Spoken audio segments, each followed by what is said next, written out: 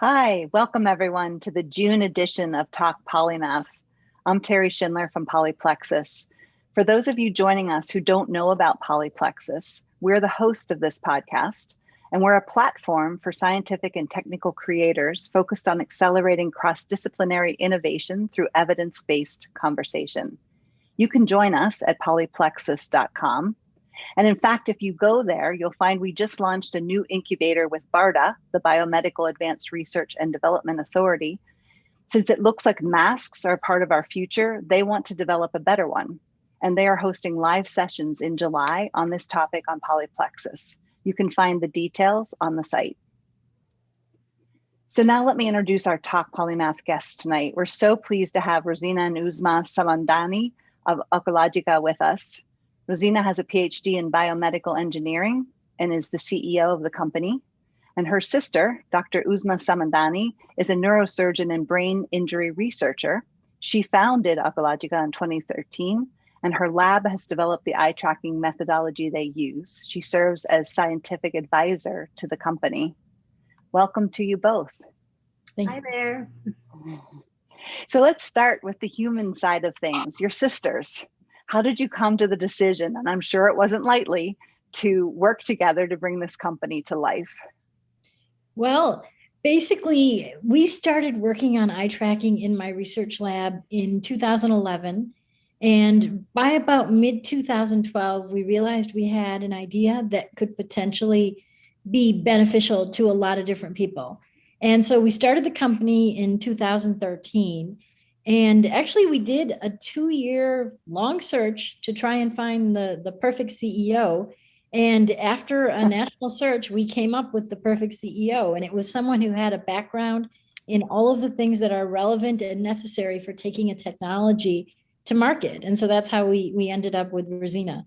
I'm actually laughing because I just thought of a story. So when Uzma started the company, she kept asking the rest of us, can somebody please write me a business plan? Can somebody please write me a business plan? And so for her birthday is in June, and I think this was like over a year before I became CEO. It might have been the same year. And I gave her a slim green briefcase as her birthday present, and she opened it up, and there was a business plan for Oculogica in it. And she was so happy. So did you have discussions about this, or was it like, look, you're the perfect candidate. We've looked already, we've looked around. Did you have to like sort of? We had a very serious discussion. Yeah. Because we have a good relationship. We had a good relationship. And in particular, I'm obsessed with her son, as I am with all my nieces and nephews. And we didn't want anything bad to happen. And so we were both actually in our hometown in Beaver Dam. We were talking about this. And I think it took us about 3 days of really talking through, is this a good idea? And all the scenarios. Yeah, I think at one point I said, I don't think I should do it. And then Uzma said, that makes me think that you really should do it. Yeah, sounds like sisters to me. When she understood all the negative potential implications, then you know that she's thought it through, so that was the right time. Yeah. And it's worked out. So Yes. The product that you have is called Ibox. So maybe you can tell us what it does and how it works before we get into some of the research that drives it. Sure. So I have a little bit of a cheesy video, and I promise you it's only a minute long, and I apologize for the music related to the video. And I learned something about optimizing for video clips. So hopefully this works. And so I'm just going to play this, and this will give you a quick overview of the product.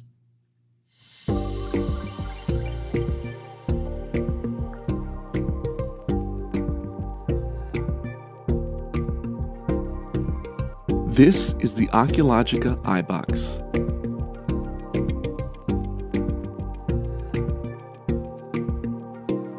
In under 4 minutes, the Ibox tracks thousands of small eye movements while the patient watches a short video.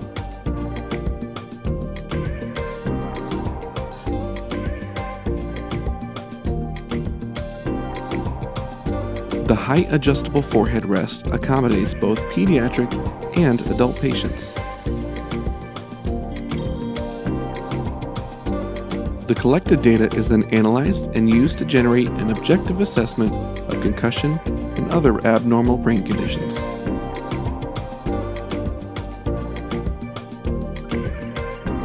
Yeah, so that's the Ibox in a nutshell. That's the product that we have.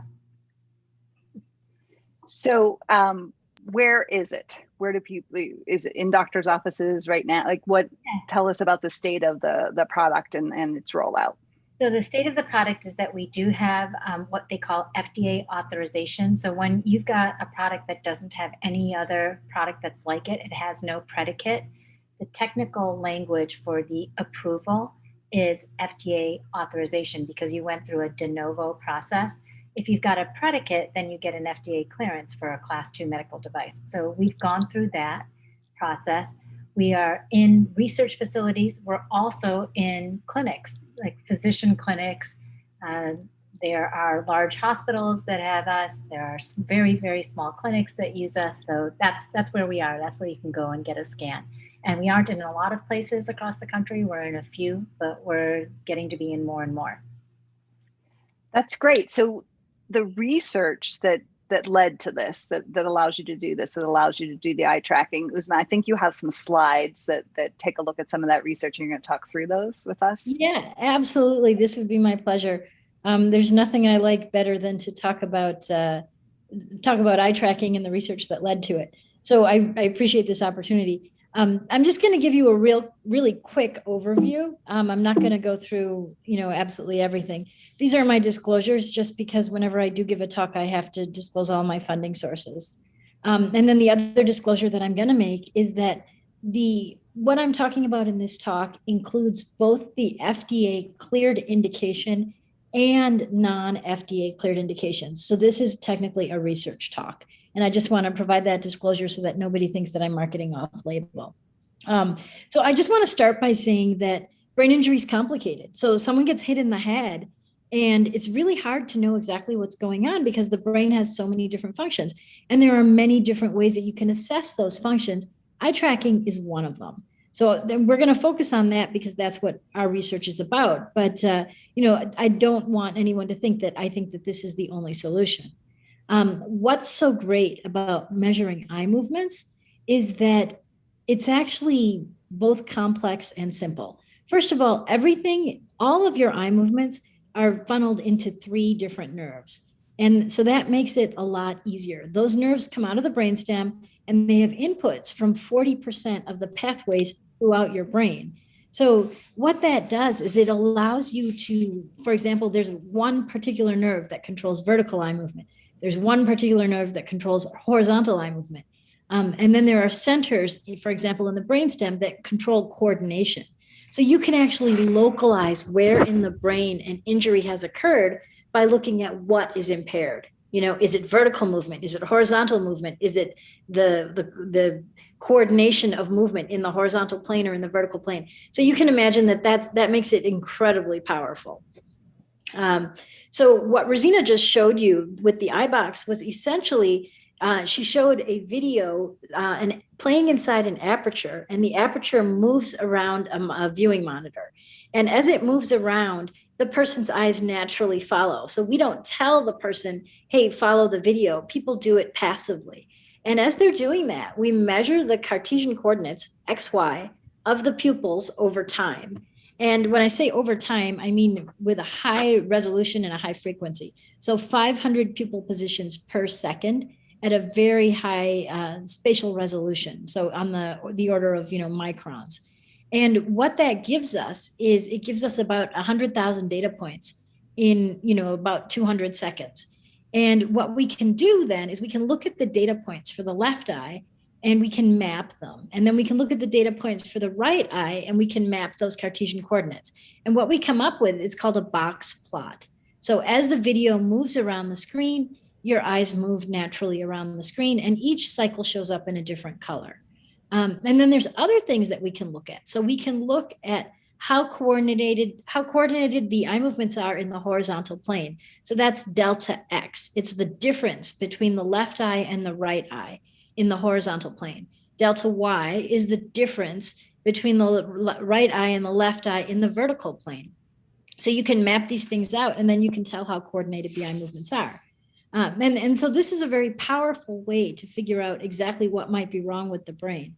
And so the simplest case of this is if you damage a cranial nerve, right? If you damage the nerve that moves the eye, one of those three nerves.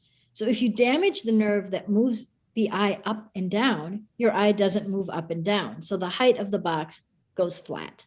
If you damage the nerve that moves the eye out to the side, the box goes narrow. And so you can imagine that, those are the sort of the purest and simplest cases of central nervous system dysfunction. But then things can get much more subtle. So you can have swelling in the top of the head, which is called supratentorial because it's above the tentorium. The tentorium is a membrane that divides the brain into two separate compartments. So that you have above and you have below. If you have swelling in the brain above, it's going to affect the third nerve. It's going to affect the height of the box.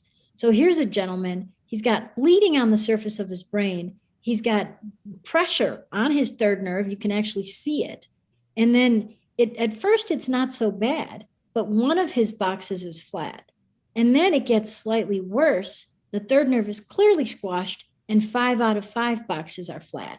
Then you treat it. It actually looks radiographically not fully resolved, but clinically he's better, and all of his boxes are back to normal height again. So you can imagine that this is a very sensitive indicator. Here's another example. This is a guy who fell and got a skull fracture. You can see the fracture right there on CT scan. He's got a tiny little bleed on the surface of his brain. It's not a very big bleed, but look at his eye tracking. Both boxes are completely flat. And when you look at the time course, he's got what's called hypermetric saccades, which means he has a lack of control over moving his eye back and forth rapidly, which happens naturally while you're watching TV or a music video. And because of that, we can tell that he's in trouble. He ends up going to the operating room. We take out the bleed, we fix the fracture, and this is him postoperatively. And you can see that his heights are back to normal. So the mass effect is gone, but the saccades are still hypermetric in the same regions that they were hypermetric before. So this tells you not only about mass effect, but it also tells you about fine function of eye movement control. This is the same patient as he gets better, and he eventually returns to work. So supratentorial is on the top of the head. Infratentorial is at the skull base. And so it affects cranial nerve 6, which is the pupil that moves the cranial nerve that moves the pupil out to the side. So here you have a patient who has a tumor in the back of his head. It's squashing his 6th nerve. And so his eye can't move out laterally normally. And then you take the tumor out and it goes back to normal. Here's another example, a similar tumor. This time it's the 6th nerve on the other side that's squashed. So his other eye is not able to move out to the side. You take the tumor out and it goes back to normal. So you can imagine that this is quite powerful because you can actually localize, where in the brain the swelling is happening. So what does that tell us? Well, if you can tell that the nerves are affected, you can also tell when someone has elevated pressure inside their skull. Because what happens when someone has elevated pressure inside their skull is it causes what's called axonal slowing, which means slowed signals in all of the nerves throughout the brain, but some of them are more affected than others. The ones that are more affected are the ones with a higher surface area or a higher exposure to that high pressure. And so this is a paper that we published that shows that when someone has normal pressure in their head, their boxes look normal, the pressure goes up, the box narrows, and then you treat it and it goes back to normal. Here's another example, normal pressure goes up, the box goes narrow, and then it goes back to normal. So you can imagine that this is very powerful because elevated intracranial pressure is something that's strongly associated with acute brain injury.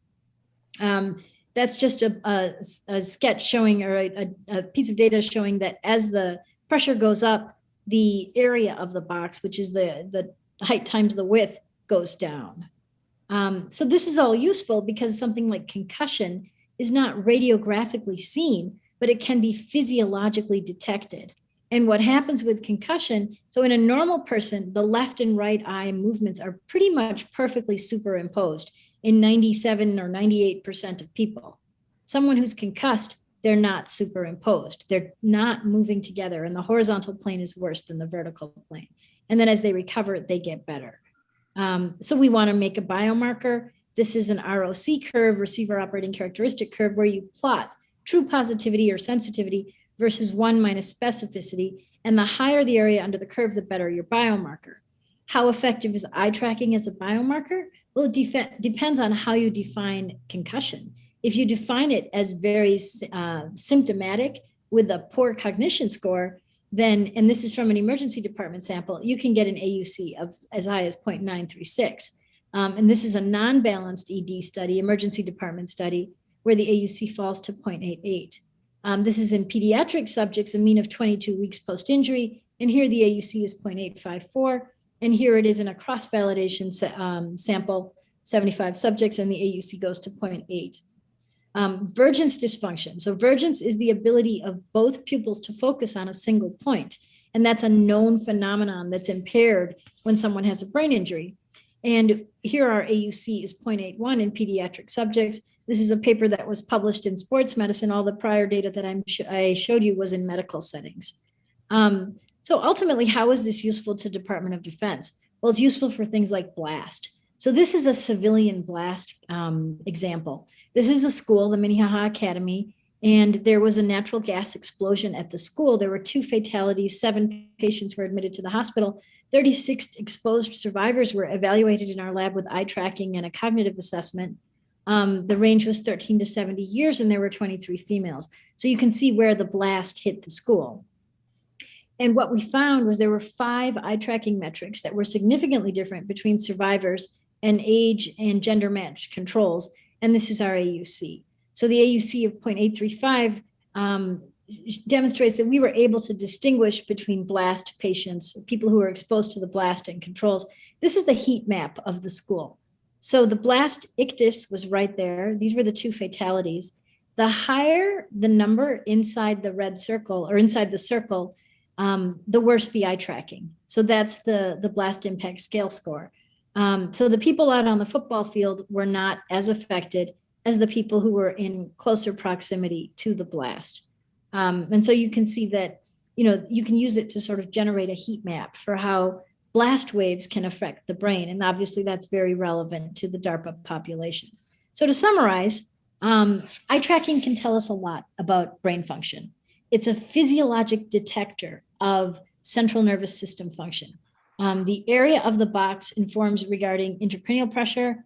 The height informs regarding supratentorial mass effect. The width informs regarding infratentorial mass effect. The variability or hypermetric saccades tell us things about fine eye movement control. Velocity tells us about vergence insufficiency. And then other metrics tell us about things like blast injury.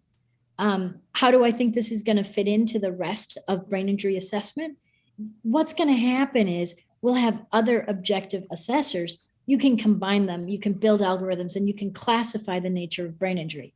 So people always say, well, is this a screening test for concussion?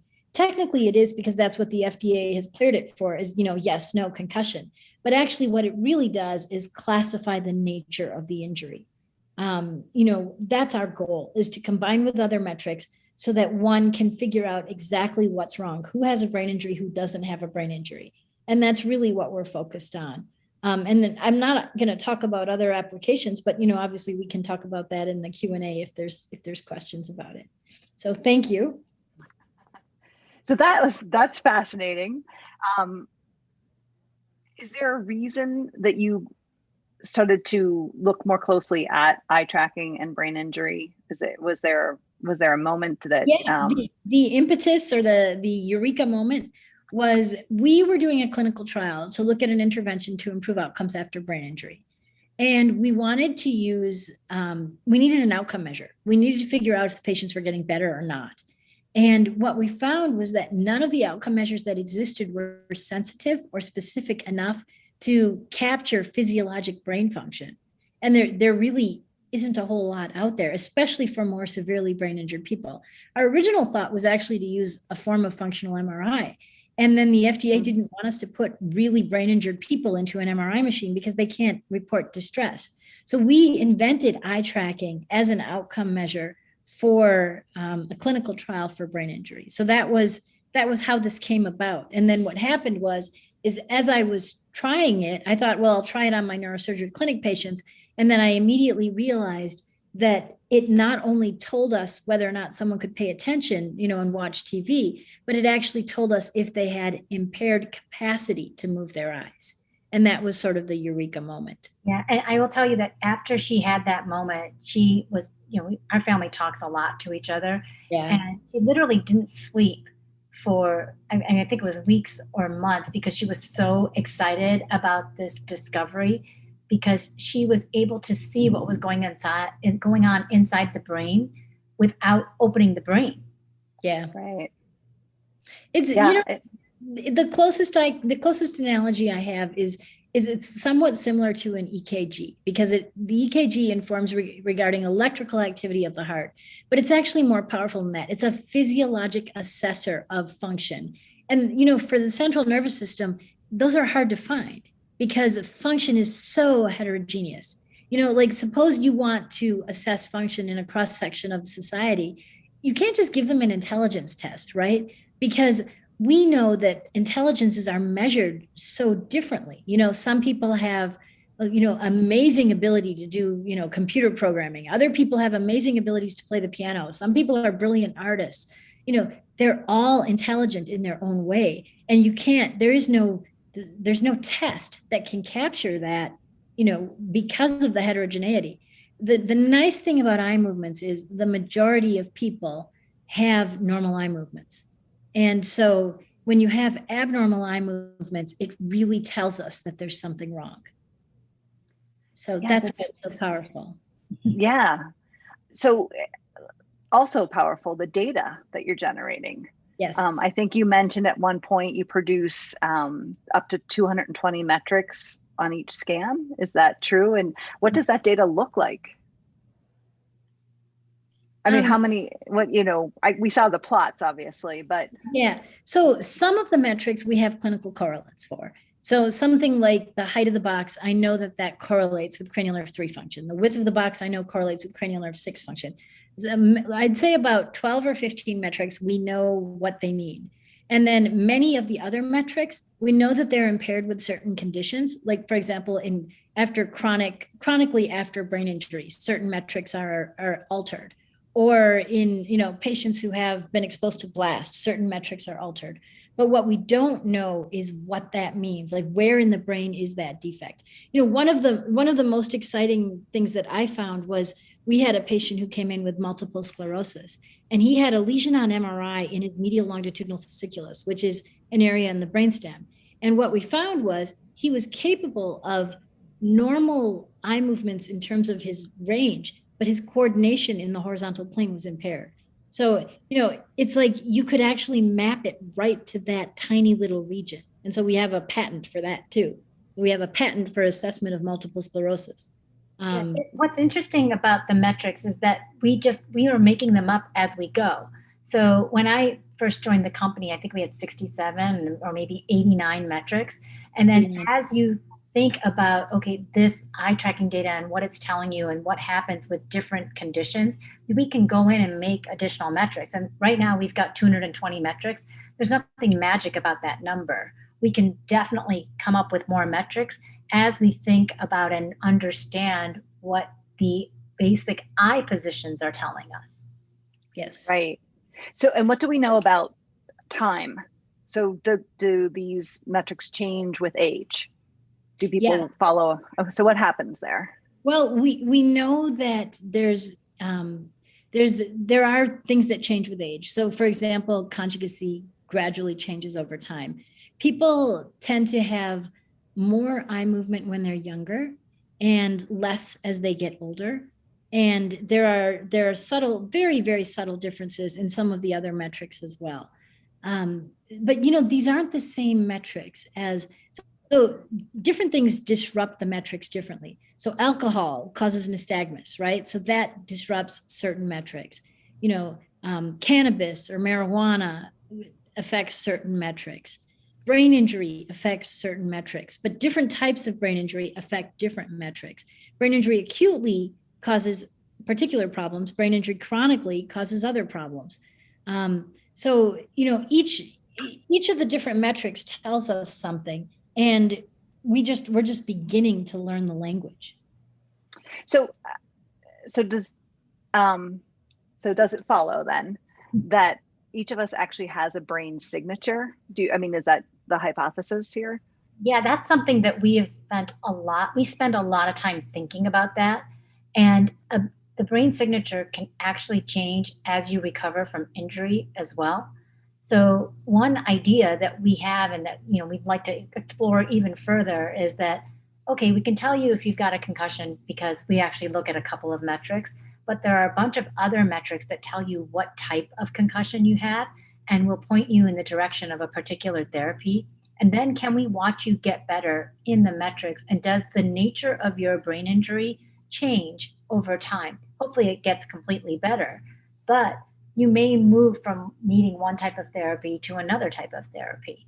And that's almost your concussion signature, but it's really at that moment in time, your brain signature. So but absent injury. Absent injury. Do we each have like a fingerprint and a brain signature? So I think so. I don't know exactly how steady that is in any given, like your blood pressure changes in the course of a day, so does your pulse. What we don't know is, does that brain signature, how much does it fluctuate in the course of the day? Okay. Yeah. So with this data, and given that you're mapping it as we speak, you did also mention that you have some public data and you're interested in partners. Maybe talk about that. Where are you putting that data? How would someone access it? What do you look, what would you hope that someone would sort of take this and run with it, in which direction? So what we've got a number of different areas that we can explore, and we can't do all of the clinical studies ourselves. There are a bunch of people out there doing some fabulous work. We would like to work with them to basically give them another outcome measure. That outcome measure would be an eye tracking metric. And you would first need to do the study just an observational. Do whatever you're doing, add eye tracking into the clinical study. Let's see what we see. And if we can divine out that different people are behaving different ways and it may have a correlation with an eye tracking metric, then we can go validate that. It's almost like, it's not, this is like a sort of like a major statement, but it's almost like DNA. So, and genetic testing for different cancer therapies. So not everybody is going to respond to a particular cancer therapy because they don't have that kind of cancer. It would be very, very interesting to know, if we're looking at a particular therapy for Alzheimer's, that people with this type of eye tracking signature respond to that Alzheimer's therapy and people with this one don't. That would be very helpful and interesting to know. And it would help us have an outcome measure that would actually help these clinical studies have a positive outcome, because you've divided up the people. Yeah, see, I think what Rosina's also saying is essentially we can classify the nature of not just brain injury, but any, in theory, this is a tool that could be applied to pretty much any neurologic disorder that's complex. So, you could take something that's super complicated like headache, where some of the people who have headache have elevated intracranial pressure, but many don't. And with eye tracking, you might be able to tease out which ones are which. And, that can be extremely valuable. And the same thing, like something super complicated like dementia. With dementia, you've got a certain population that has normal pressure hydrocephalus. That's a treatable condition. The vast majority of people with dementia have idiopathic, or, many people have a vascular origin. It would be helpful to know, because the people with a vascular origin may respond to one treatment, whereas the people with a non-vascular origin, maybe it's an infectious origin or inflammatory origin, may respond to something else. So until we can classify the nature of the problem using not just our modality, but other modalities that are useful, we're not going to have solutions. And the nice thing about what's going on right now in the research world is, organizations like the NIH have things like FitBur, where you have common data elements that you're feeding in and you can share this data. And, we want to be part of that. So if, with NIH funding, you have to share your data with FitBur, and we do that, and, others are doing that. And I think that will be super valuable, because then you can apply machine learning, you can combine metrics, and you can actually figure out what's going on with people. The Alzheimer's drug that was just approved. Aducanumab, yeah. It has, I think it's a very low, efficacy, extremely low. And I wonder, it was controversial, yeah. It's very controversial. I wonder if they had included eye tracking, could they have delineated out the population that actually does respond? Like, what is it about the patient population that does respond versus the ones that don't, that can be differentiated? And could eye tracking or even another modality have helped? The concussion therapies, there have been many failed clinical trials for concussion therapy. The main reason is that you can't define concussion. There's no gold standard for concussion. And so being able to separate out and segment that concussion into different groups, that will help us develop new therapies that actually do work. Yeah, that's why I always refer to it as classifying the nature of the problem. So I think that the better you're able to classify the nature of a neurologic disorder, whether it's brain injury, headache, or dementia, the better you're going to be able to treat it. And different modalities are going to be useful for doing that. And I think combining modalities is going to be powerful. So I'm thinking about your slides. So when you say combining modalities, you mean combining it with genetic testing? Yeah, okay. We mean multi-modalities. So, and Uzma, you do a much better job of explaining this, but when you have a heart attack and you go into the ER, you have 5 objective tests. When you have brain injury. Basically what I'm saying, Rosina, is if you have chest pain and you were to go into the emergency department, they would never say, oh, we're only going to do one test. Either you get an EKG or a chest x-ray, right? They would say, you have chest pain, we're going to figure out what's wrong with you, right? We're going to keep testing. We're going to have an algorithm that allows us to keep testing until we know exactly, is this a pulmonary embolism? Is this an aortic dissection? Is this an acute pneumonia? Is this a heart attack? Is this a myocardial infarction? You do the test that it takes to get to the diagnosis. We need that for brain injury. We need that for brain injury. We need that for headache. We need that for dementia. We need that for all the neurologic disorders.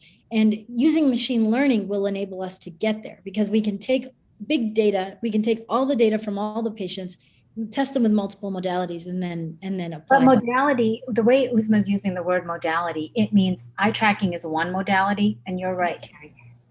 Blood serum biomarkers could be another modality. Yep. Saliva could be another. Maybe your voice is another. So it's all of these. It's not just your eye movements. It's other things. We don't think necessarily that eye tracking is the end all be all. The magic bean. Yeah. It's extremely powerful though. It's got to be a part of a multimodal assessment.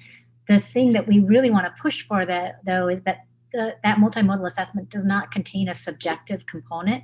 Everything is objective. And that's how you get rid of the inequities in healthcare as well. If you remove all of the measures that are potentially biased by an examiner or by sort of by a background of the individual, like cognition. Yeah. That's a subjective assessment. Yeah. So, that's a function of culture and literacy and language. It's not, and it can actually be a function of how hungry you are. If you're a 15-year-old kid and they tell you to take an impact test during your lunch hour at school, and you may say, well, this test is going to be real quick because I'm kind of hungry, Right. And really important on the level of evaluating brain injury. I get that. So you've talked about the fact you'd like to expand the way we use eye tracking to measure this. And you sort of painted a picture for me of the future of what does this look like? Annual physicals where you get, a track. This becomes kind of a part of your chart. Is that how you see this within special applications for different conditions? Yeah, I absolutely do see it that way. I think that the long-term vision for this is that it's a part of your annual physical. And when we've got the information and data, you will be able to see, okay, is there cognitive decline? Is there risk of that? Is there risk of glaucoma? Is there anything going on here that, if we get to it earlier, we're going to actually be able to do something about it. And it's different than it was last year. And then in addition, we've got these other metrics that tell you about something acutely that's happening. And so you've talked a lot about sort of reactive, right? I've had a brain injury and then I take this tracking test. What predictively is it? How different is it? Uzma, do you want to talk about that a little bit? The prediction? Yeah, well, essentially, there are no other physiologic markers. So this is like when I say it works in conjunction with other markers, like something like genetics can predict who's going to have a brain injury, because we know that risk-taking behaviors are associated with particular neurotransmitter levels, and those neurotransmitter levels are genetically determined. So, like the guy from Free Solo who climbed, El Capitan without a belay, that's genetically predictable, ironically. Can you predict who's going to get a brain injury on the basis of eye tracking? I would say not yet. That might be a little bit of a stretch. Genetics is probably a better predictor of risk-taking behaviors than eye tracking. But after the injury, can you predict who's going to have a better outcome? Certainly. I think eye tracking will tell you who's recovered from, say, supratentorial mass effect or elevated intracranial pressure or something like that, who has hypermetric saccades, who has abnormal variants. And, there are certain aspects of brain function that you're going to be able to quantitatively assess. And then you're going to be able to figure out, not only which therapeutics, but you're going to be able to prognosticate. And that's actually why we invented it, was so that we could use it as an outcome measure. And so I think that's pretty powerful. Did that answer the question? Yeah. Yes, 100%. Yes. So where do you're just at the beginning of the road. Where do you see this going? Yeah, we are at the beginning of the road. That is. Well, I think where we see this going is towards a vital sign for brain function. Right now, the vital signs, heart rate, blood pressure, respiratory rate, those are all really great for telling you how well the body is, managing homeostasis. If your heart doesn't beat, you've got problems. But none of those vital signs tells you anything about brain function. And so we do need a vital sign for brain function. And I think something that's indicative of basic cranial nerve function and captures, it captures at least 3 different cranial nerves, plus it captures a little bit of 5 and 7 because those are involved in blink. It captures a little bit of 2 because that's involved in pupillometry. So you've got 2, 3, 4, 5, 6, and 7. So you've got, basically half your cranial nerves. And then you've got 40% of your cortical architecture that feeds into them.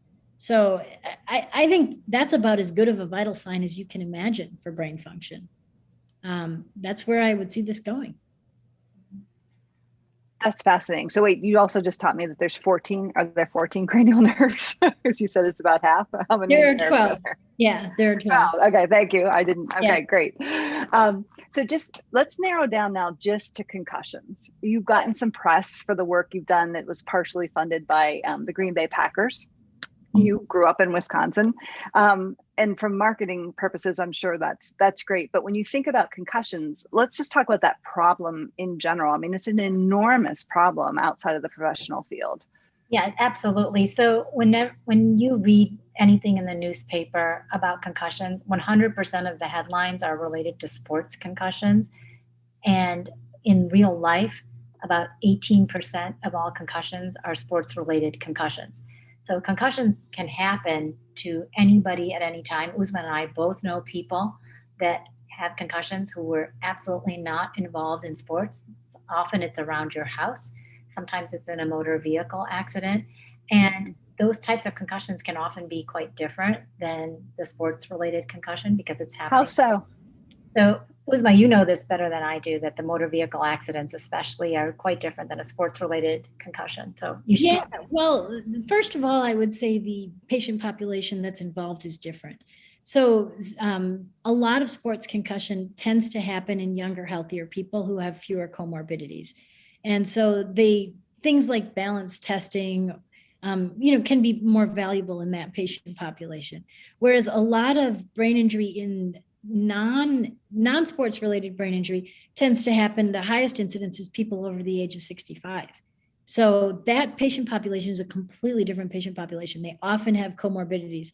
They may have fallen because of those comorbidities.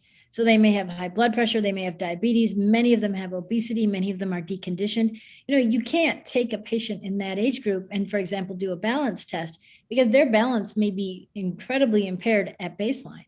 Right. You've got I would say that's the first big difference is the amount of comorbidity that's present in these patients. A second big difference is you've got the healthy patient population has modalities at that are available to them for recovery that the non-athlete patient population doesn't have. So, for example, exercise therapy. John Leddy from University of Buffalo has built an entire career on helping athletes recover from brain injury with sort of autonomic retraining. And, doing that in a non-athlete is very difficult because their autonomic function is a function of their comorbidities. So without getting too technical, basically what I'm saying is it's almost like a completely different disease because the setting in which it occurs is so different. Yeah. And so, I got in trouble once because I made a comment on Twitter. I can't remember when it was. It was a while ago about how studying brain injury in athletes was nothing like studying brain injury in the real world, because brain injury in the real world is car accidents and falls. Those are the number one and number two causes. And it is true they're the same and they're different, but the patient populations are incredibly different. Yeah, that makes tons of sense. So obviously CTE came to the fore a lot with the NFL, but you were recently awarded a patent around that. Can you tell us about that?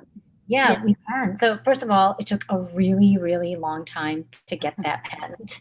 And it was not easy at all. And it's based on research that Uzma did both a long time ago and then some more recent research that she's done. And this is an area that I would really be particularly interested in partnering with somebody on. Uzma, why don't you talk a little bit about the research that you did? Yeah, so essentially at the time that we submitted that patent, so chronic, the CTE is a very complicated condition. I'm just going to sort of, simplify it and talk a little bit about the background just so that we're all on the same page when we talk about it. That's great. Yeah. So it was originally described by a pathologist, by a doctor named Harrison Martland in boxers. And the original term CTE was sort of coined in the 1960s in Queen Square in England by describing a condition in living people. And so it was not a pathologic diagnosis. It was a diagnosis made in living people. And then what happened was in the 1990s and 2000s, these papers started coming out about football players having CTE. And what happened was the NIH had a consensus conference to define CTE because the definition from the 1990s, 2000s wasn't agreeing with the earlier Queen Square definition. So what's going on now is that rather than calling it CTE, they're calling it sort of traumatic encephalopathy syndrome. And who's they? Oh, the scientific community. And the reason for that is that it encompasses more than just one pathology. So when you say CTE to a layperson, they think football player with problems, right? Mm-hmm. But when you say Absolutely. when you say CTE to someone who studies brain injury, they think hyperphosphorylated mislocalized tau, so they're thinking of two completely, like one is a very, very specific form of pathology and the other is a condition that's affecting maybe, many, many people. And what we do know about, sort of the layperson version of CTE is that there are many, many pathologies that are responsible. So the chronic effects of neurotrauma are really, really diverse. So when we submitted this patent, we submitted it using CTE as a catch-all for all of the chronic effects of neurotrauma. Okay. And that's a little different than hyperphosphorylated mislocalized tau, which is one form of pathology associated with the chronic effects of neurotrauma. Does that make sense? It does. But what is the patentable idea? How are you using the tracking for that? The way tracking works, to cut to the chase. Thank you for bringing me back to the point. The way that our hypothesis is that when someone has brain injury, many tiny little things can go wrong, right? They can have abnormal conduction in one area of the brain that then spreads through a mechanism called kindling and affects other areas of the brain, right? They can have astroglial scarring. They can have hemorrhage, like microhemorrhage in the brain that you can't even see on MRI or CT scan, but it leaves tiny little bits of iron because there's iron in blood, and the iron is toxic, and so that can affect neuronal function. So you can imagine that there are many different mechanisms that disrupt function. When that happens, your eye movements are not normal, and they're not normal because the pathways that control them are disrupted, and we can detect those. And those patterns of abnormality are different from the patterns that we see with, say, an acute brain injury, like someone who just got hit on the head yesterday. Okay. Oh, so interesting. So it's another part of this spectrum. Yeah, it's another set of metrics that are actually different than the ones we use to diagnose acute brain injury. Yes. Yeah. But you're describing really a spectrum of ways to start to understand what's happening there. Okay. Yeah. Well, congratulations on finally getting that. How long did it take you? I think 7 years. Yeah. It was 2013, I think, when we submitted that one. Oh my gosh. Yeah. 9 years. Wow. I think we got, I don't know if we're allowed to say this, but we got one of the toughest agents at the USPTO. It was on his desk. So. Well, you preveored. Whenever we hear about people getting patents in a year or two, we always wonder, like, how did they do that? Yeah. Ours seemed to take longer. Yeah. So and then also you recently got a DoD grant that's focused on wearables. So talk to us about how. So we've seen the Ibox. Now, when we think about wearables, big, right? The Ibox is really, really big. And if we do want this to be a vital sign for the brain, then we definitely need to get the form factor down. And the great thing about that big camera is that you've got room for all of the components. Well, the technology is advancing very quickly with eye trackers. The FDA doesn't move quite as fast as that, but that's okay. So what this grant is it's a collaboration between ourselves, West Point, Children's Hospital Philadelphia, University of Wisconsin Green Bay, and Ad Hoc Microsystems that makes these little tiny eye trackers that fit into eyeglasses.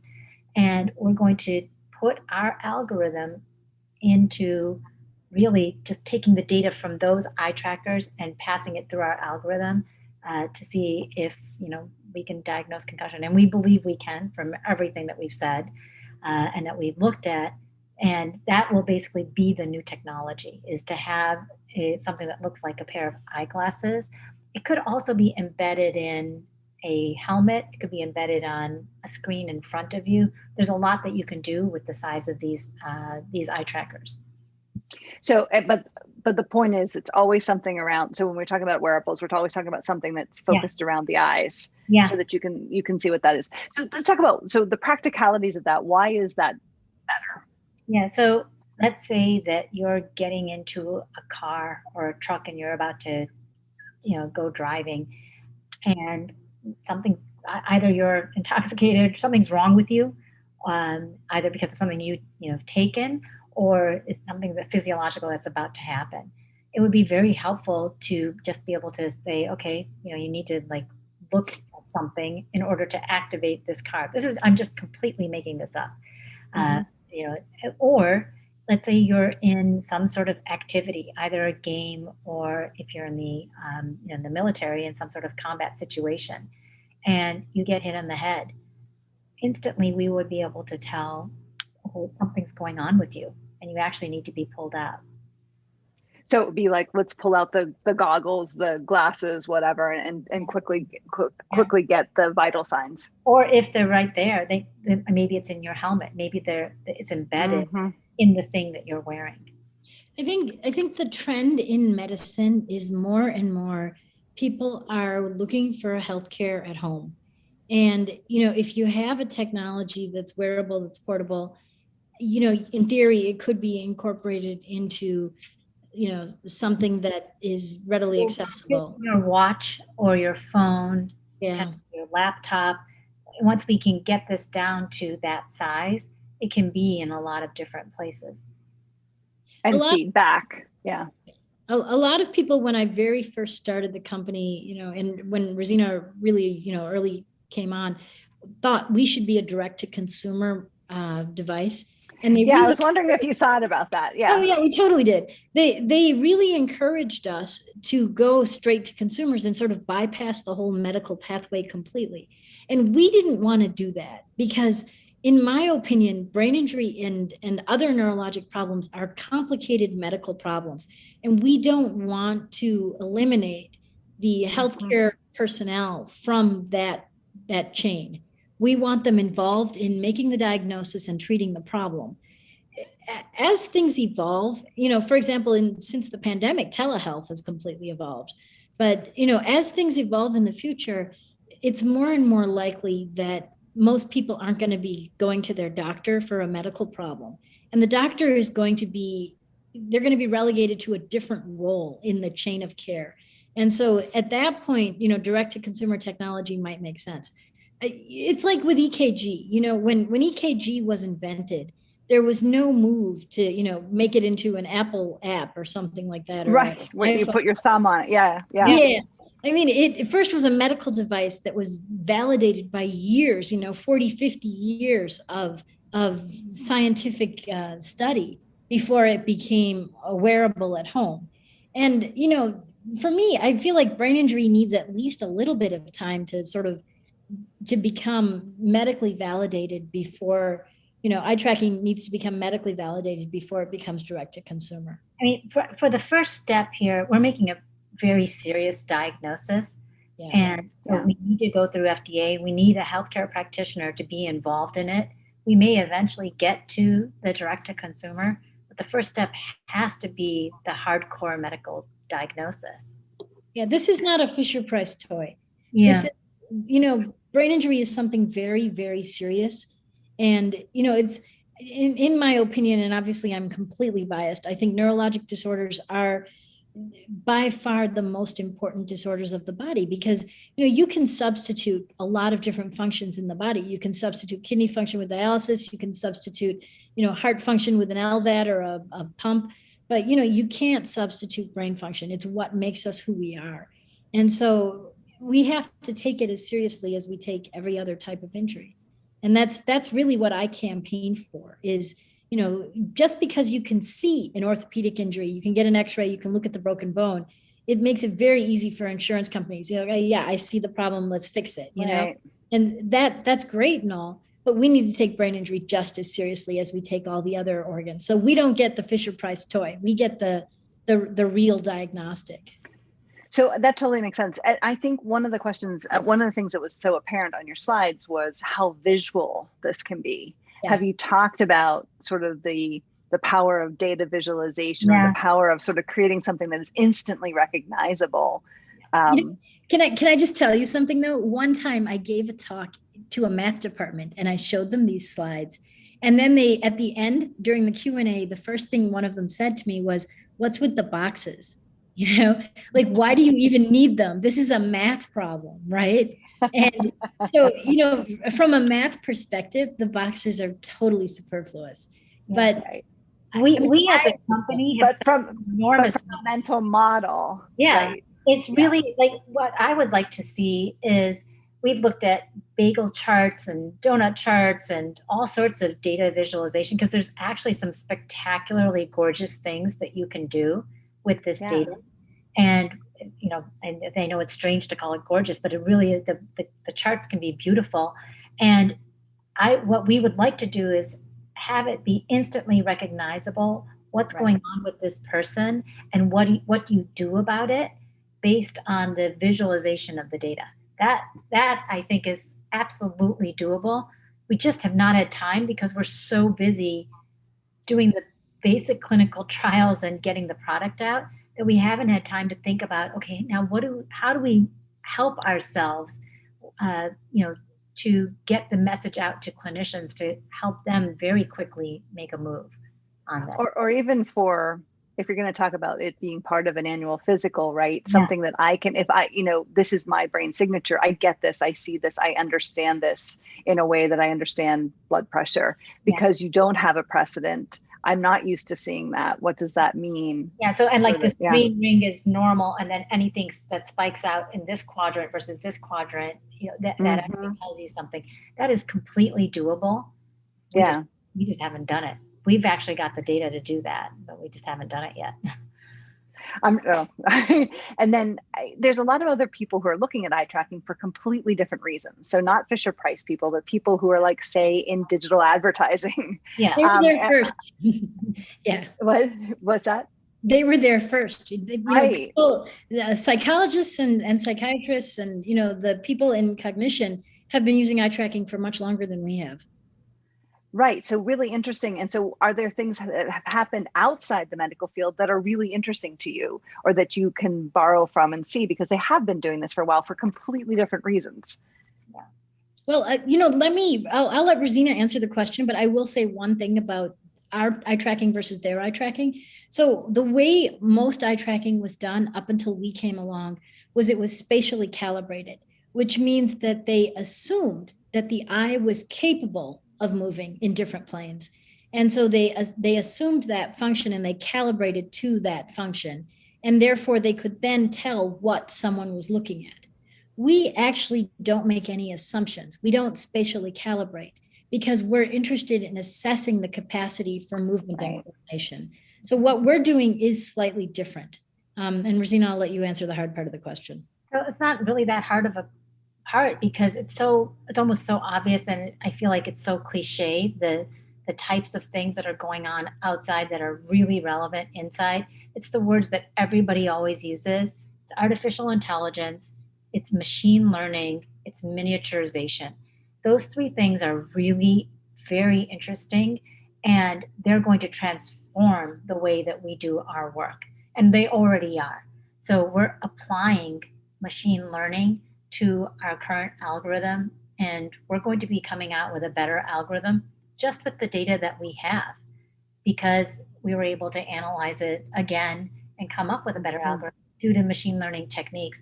And then the FDA just came out with guidance for medical devices with artificial intelligence in them just last month, or maybe 6 weeks ago. And that's something that we're going to incorporate into our devices. And that came from other areas outside of medical devices. Medical devices have been very slow to incorporate that, partly because we're very, very careful in this field. We have to, test and validate and take it through an FDA process. We can't just say, oh, we're going to improve the algorithm in real time because we got one more concussion in Wichita, Kansas. We could do that, but we're not going to. We take it through a process. And then miniaturization, that's absolutely going to help us. The combination of this is going to be more than the sum of the parts. And so that's when we can use the cameras that are out there in the world, and the iPhone, the watches, to help us get the data to a place where it can pass through our algorithm and we can get the diagnosis out. So I know we're getting really close to time. So here's what we always ask this question. This has been so fascinating, and thank you so much for sharing all of your thoughts.